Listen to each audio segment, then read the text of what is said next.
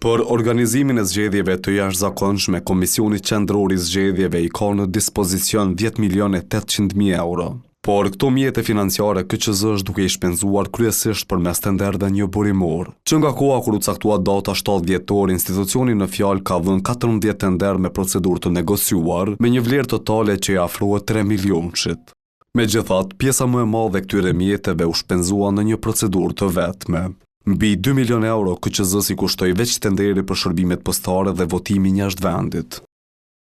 Goxha shumë kushtoi edhe veç shtypja fletvotimeve, madje duke i tejkaluar shumën e parashikuar gjithsej afro 350.000 euro.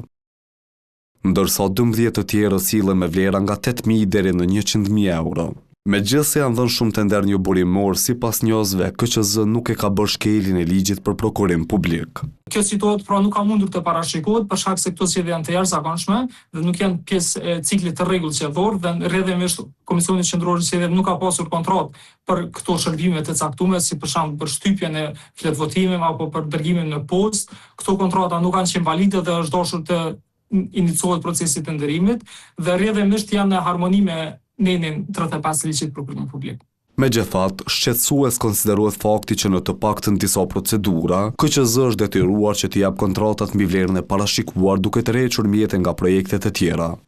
Kjo që ligjërisht është e lejuar për atë kohë sa institucioni publik i ka zotrimin e mjeteve, pra i ka ato mjete, parimisht nuk është situatë e dëshirueshme, pasi duhet të merren mjete nga projektet e tjera, të dedikuara për diçka tjetër. Megjithatë, për shkak se situata është e jashtëzakonshme, është dashur të bëhet, se koha është shumë e shkurtër, domethënë ka mbetur shumë pak kohë deri te mbajtja e zgjedhjeve.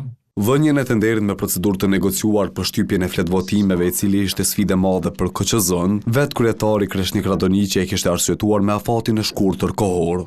Afatet janë shumë shkurta edhe nuk kemi kohë ne për me manipulu shumë me procedurat tenderimit.